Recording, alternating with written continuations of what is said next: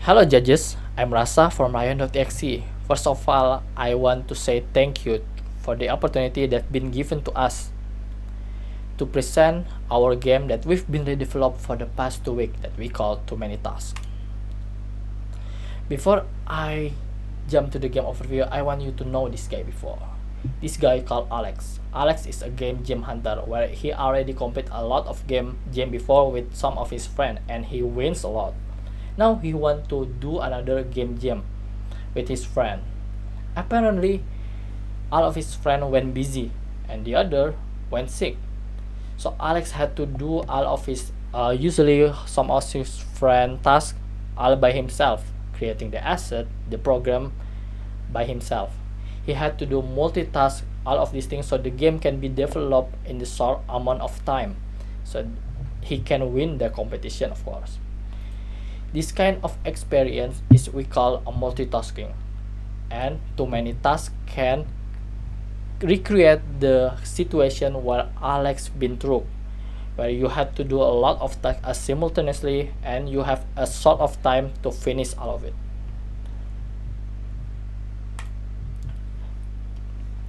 Too many tasks is a game where player will be given some sort of task that had been will be added and incrementally so they can start stress because he had to do all of the thing at the same time. This game is will be a single player mode where we can be played in the PC. The genre of this game we can call it arcade, while also the playtime duration for this game it will be range from 1 to 2 hours depend of the amount of the content that he want to finish it. We try to aim this game to the release in the third quarter of 2020 and 26, while the pricing for this game about a $6. The references of this game we came from the old Flash game that said multitask game where you had to play 4 objects at the same time so the object doesn't crash any obstacle and die. Also, we want to create a similar experience like Overcooked 2 where there's a lot of things to do and it felt overwhelmingly because this kind of situation is might be a crazier than you think. That's what we aim for this experience of this game. Okay, let's talk about the game loop. So the game is starting, we can call it a shift because we kind of imitate like you are an employee. You start the shift and you handle the task. The task is for one ranging from 1 to 4 depend on the level that you've been given.